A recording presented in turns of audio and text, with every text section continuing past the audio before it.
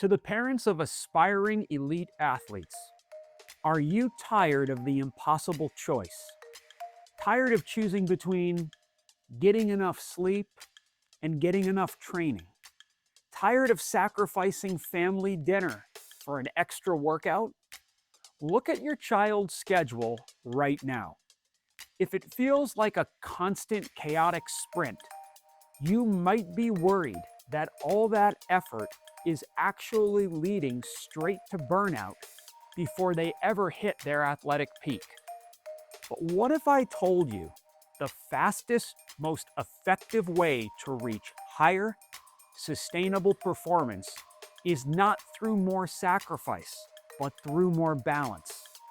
See, in many instances, the traditional system demands that 12 to 18-year-olds sacrifice everything. School suffers for sport, or sport suffers for school. You're chasing private instruction at 6 a.m. or 9 p.m., stealing precious hours of rest, recovery, and family time, the very things that fuel long-term success. Here's what research tells us. A 2023 study published in the British Journal of Sports Medicine found that adolescent athletes training more than 16 hours per week without structured recovery protocols showed a 70% higher injury rate and 45% higher dropout rate by age 16. Not good. That frantic, chaotic grind is the definition of burnout. It doesn't lead to the podium. It leads to injury, academic struggle, and eventually quitting the sport they love. Quantity without quality is the fast track to failure. In the next few minutes, I'm sharing 5 science-backed strategies to prevent burnout and build sustainable elite athlete performance. Strategies you can implement this weekend, regardless of what school or training program your athlete currently uses. Then, I'll show you how we've built these 5 strategies into a complete system at TPH Academy. So get ready for a good bit of research, data, and practical solutions for you to try here today, regardless of your athlete's chosen sport or specific path. All right, strategy number 1, the weekly wellness check-in protocol. Here's the science behind it. Research from the Journal of Athletic Training shows that athletes who monitor wellness markers reduce overtraining syndrome by 62% and improve performance consistency by 34%. The problem? Most families don't track wellness systematically.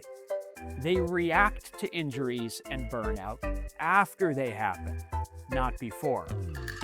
The strategy, and you can implement this right now, is to create a 60-second weekly wellness check-in every Sunday evening where your athlete answers these 5 questions. First, physical recovery. What parts of your body are sore or tight? Use a scale of 1 to 10. Second, sleep quality. How many hours of sleep did you average this week?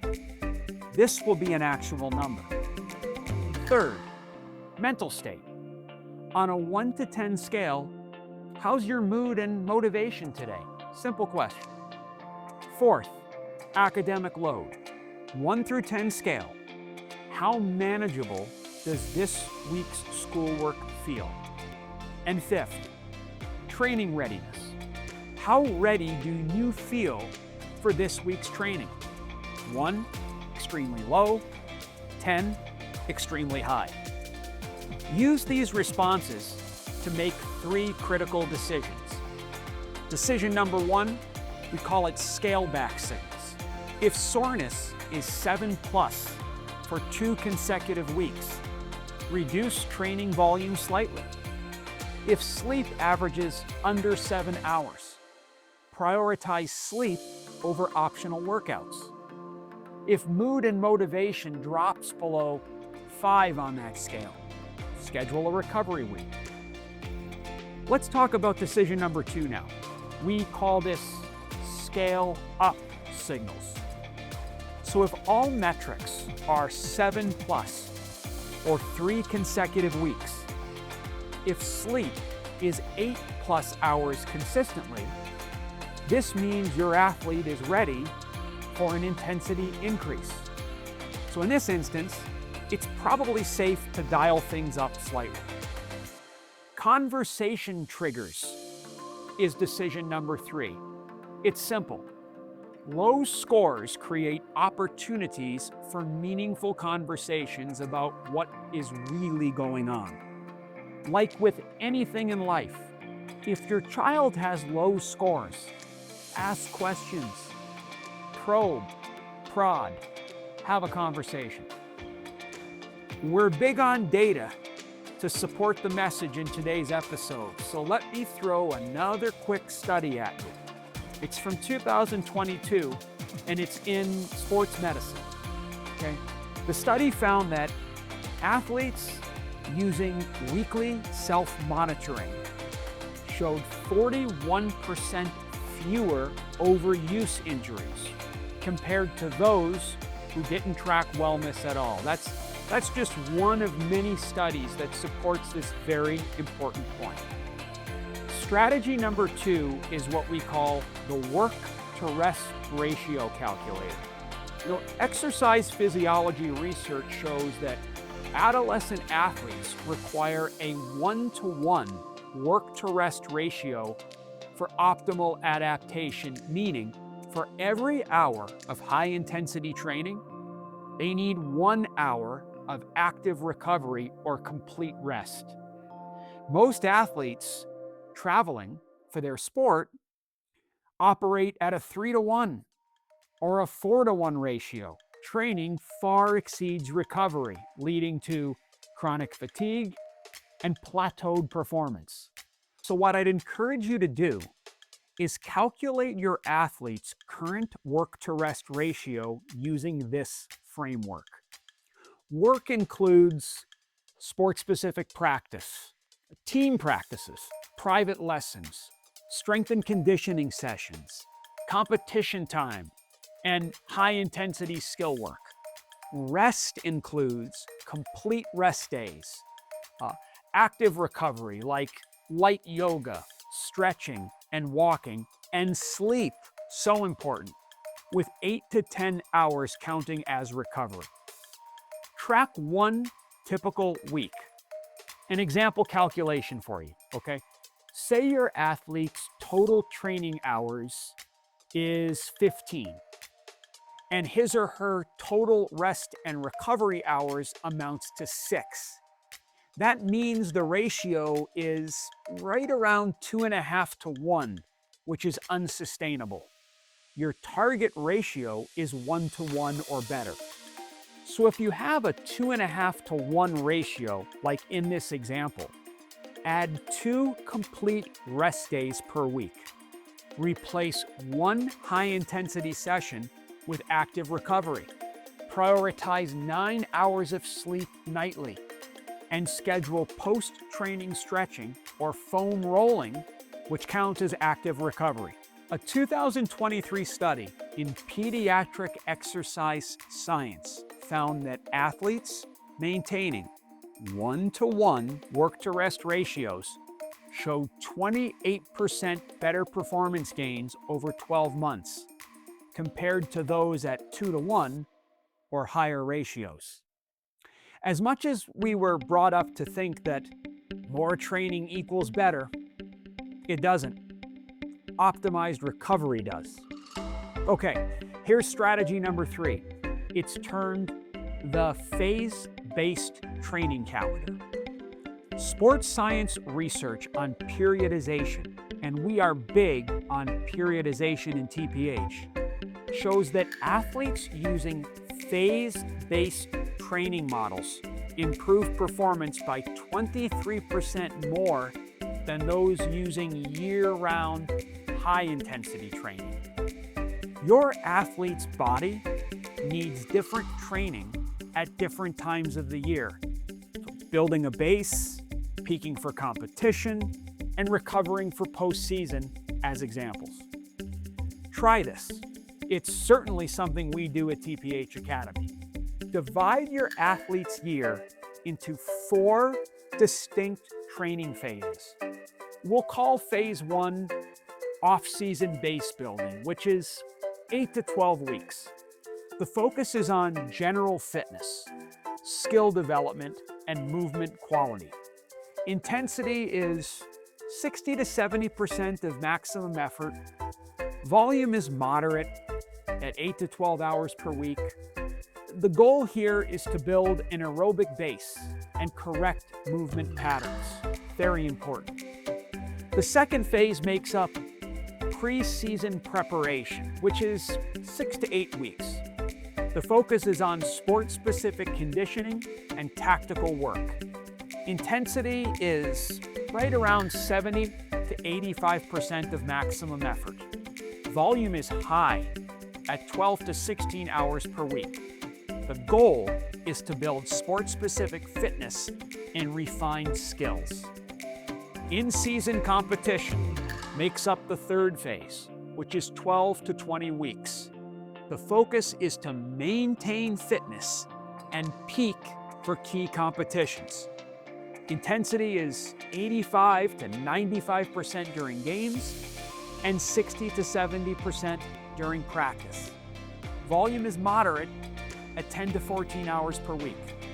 The goal is to sustain performance and prevent injury. Phase 4 happens when the season is over, hence the term post-season recovery, which ideally is 4 to 6 weeks. The focus is on complete rest and active recovery. Intensity is lower, 40 to 50% of maximum effort. Volume is relatively low, at 4 to 6 hours per week. The goal is physical and mental recovery. It's important to identify when playoffs and championships occur, which is your phase 3 peak. Now work backwards to schedule phase 2 prep. Schedule phase 4 immediately after the season ends. And use phase 1 to address weaknesses identified throughout the previous season.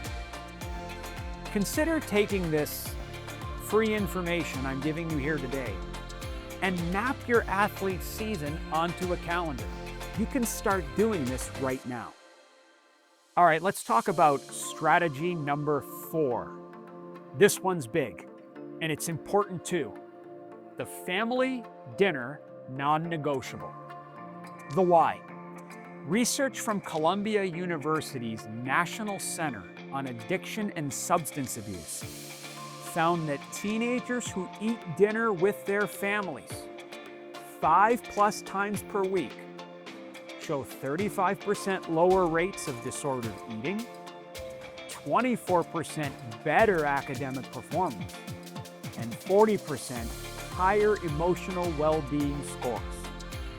For student athletes specifically, family dinners provide critical mental recovery time and strengthen support systems. In short, find a way to eat more meals as one. But it's not always that easy, is it? So consider adopting these strategies. Establish family dinner non-negotiables, protected time blocks that training can't override. The rule? A minimum of 4 family dinners per week, with 5 to 6 being optimal. No phones, no distractions. How about this? Just a conversation and a duration of 30 to 45 minutes at minimum. Sounds good, right? Well, you're probably wondering, how the heck do we make this happen within our crazy structure? Here are 2 simple ideas. First, audit your current schedule. What I want you to do is count how many family dinners happened last week. Identify what's preventing more, like late practices, homework, or travel. Try and remove just one roadblock or barrier, and start by having just one more meal as a family per week. This will help. Second, make it sacred. If you're able to, schedule dinners like you schedule practices. They're non-negotiable. If travel prevents dinner, well, schedule family breakfast or lunch instead. Use family dinners or meals as informal wellness check-ins. Ask your student athlete, what was the best part of your day? Ask, what's one thing that felt hard today? Ask, how's your body feeling? These conversations provide early warning signs of burnout, academic stress, or social challenges. A 2023 study in the Journal of Adolescent Health found that family meals act as a protective factor against athlete burnout, reducing dropout rates by 29%. Elite performance requires elite recovery, and family connection is recovery. Here's our final strategy tip for you. It's called the Sleep First Performance Framework. Okay, here's another why for you. Sleep research from Stanford University shows that adolescent athletes who increased sleep to 9 to 10 hours per night improved sprint times by 5%, shooting accuracy by 9%, and reaction time by 10%. Injury rates decreased by 68%. Yet most traveling athletes average 6 to 7 hours due to early morning training or late night homework. Recognizing this, here's what I would encourage you to do. Implement the Sleep First scheduling rule. Design your athlete's day around optimal sleep, not the other way around. Here's a few ways to do this. 1. Calculate their optimal sleep window. Adolescents need, I'll say it again, 9 to 10 hours of sleep.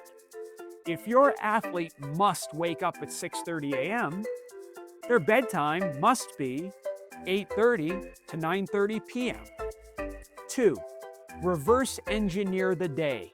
Work backward from bedtime to determine the latest acceptable training or homework end time. For example, an 8:30 p.m. bedtime means all training and homework must end by 7:30 p.m., allowing for 1 hour of wind down. 3. Eliminate the sleep thieves. No training sessions ending after 7 p.m. No homework started after 6 p.m. And I'm sure everybody's going to love this. No screens 60 minutes before bed. I recognize that training session times can be hard to control, but the latter points I just made about homework and screen time in particular can be very much controlled by you, the family.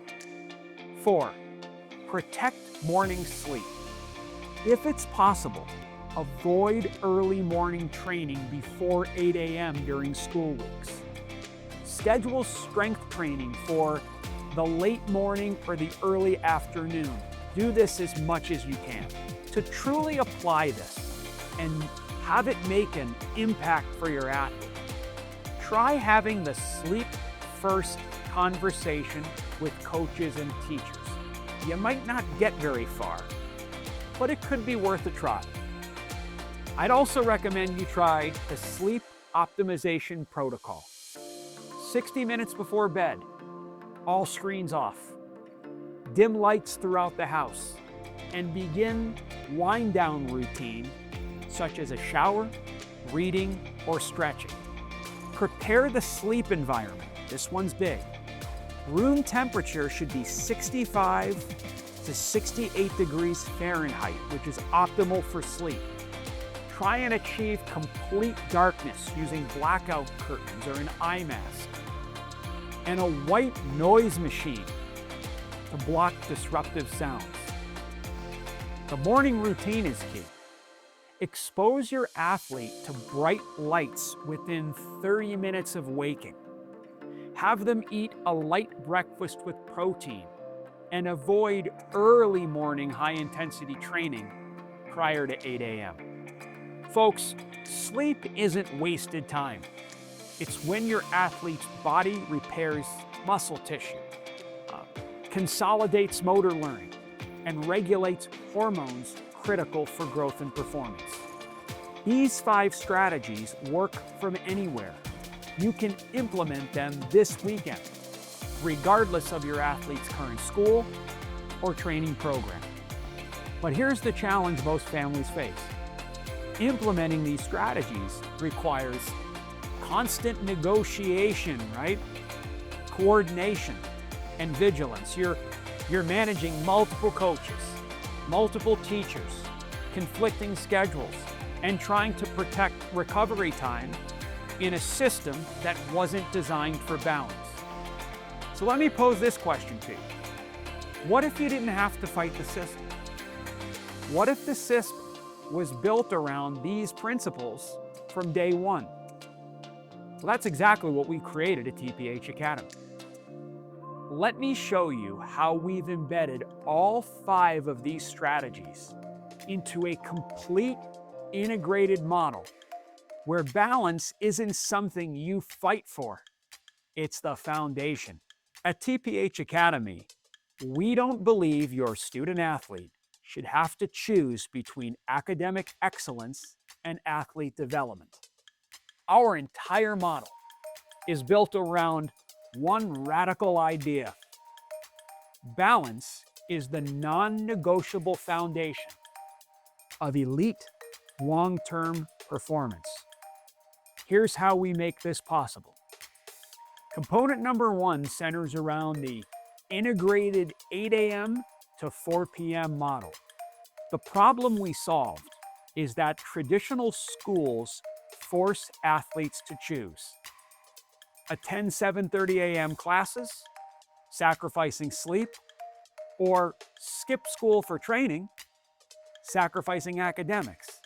Then they pile on homework that requires 6 a.m.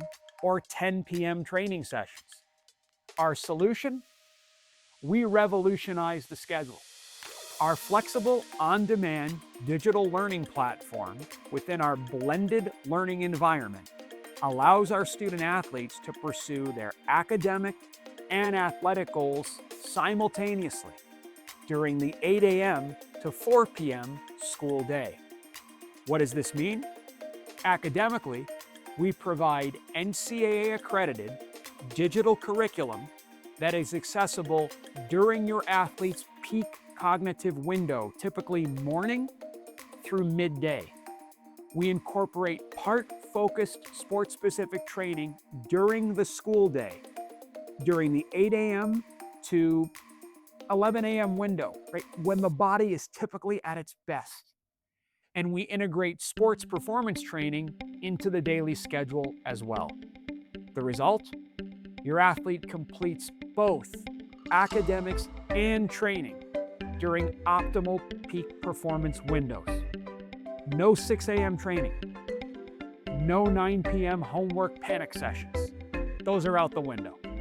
Component number 2 involves built-in work-to-rest ratio management. Remember the 1-to-1 work-to-rest ratio we talked about earlier? We don't ask you to calculate and manage this at TPH Academy. We build it into the schedule automatically. Our training philosophy includes around 320 hours of combined sports-specific and sports performance training during the school year. But we don't believe quantity is everything. Quality is. All training is methodical and it's phase-based. It's designed to build our student athletes up for the point in the season when they need to be at their best. the playoffs. Structured rest days are built into the weekly schedule to help us manage workloads. Active recovery sessions are scheduled between high-intensity training. Training intensity is adjusted based on the competition calendar using phase-based training from strategy number 3. And post-training recovery protocols like stretching, foam rolling, and nutrition are integrated into the day. Let's talk component number 3 at TPH Academy: systematic wellness monitoring, or strategy number 1 from the beginning of today's episode in action. With that, remember the weekly wellness check-in protocol that I talked about earlier? At TPH Academy, it isn't optional, and parents don't have to do it. It's built into our system. Our student athletes complete wellness surveys on a regular basis, answering questions like, what parts of your body are sore on a 1 to 10 scale? How many hours of sleep did you get last night, with an actual number? How's your mood today on a 1 through 10 scale? And how manageable does this week's workload feel on a 1 to 10 scale?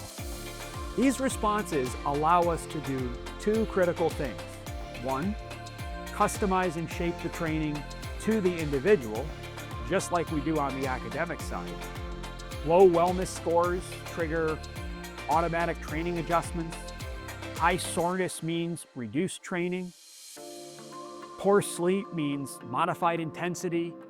And low mood triggers a simple conversation with the coach and the family. Now, the second thing this does is it allows us to have meaningful conversations with our student athletes. These insights give us the opportunity to scale back or dial up the individual's training regimen in real time. We catch burnout signals early as a result of this, not after injury or dropout.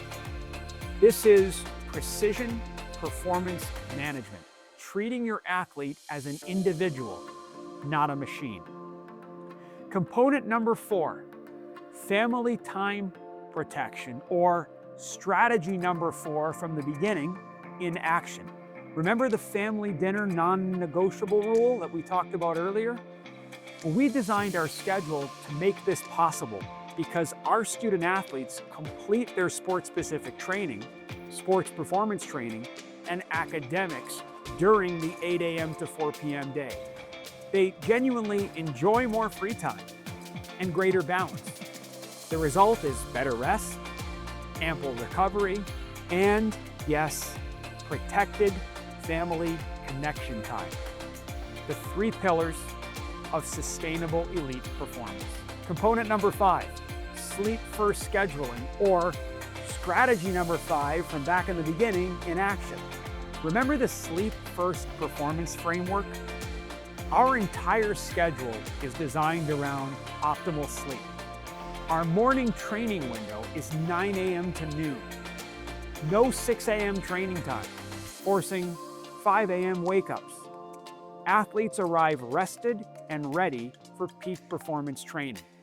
Training occurs during the natural cortisol peak, which is optimal for athletic adaptation. Primary academic work happens between noon and 4 p.m. The student athlete's self-paced digital curriculum ends up being completed during their peak cognitive window. No homework is assigned for completion after 6 p.m. Students finish academics during the day.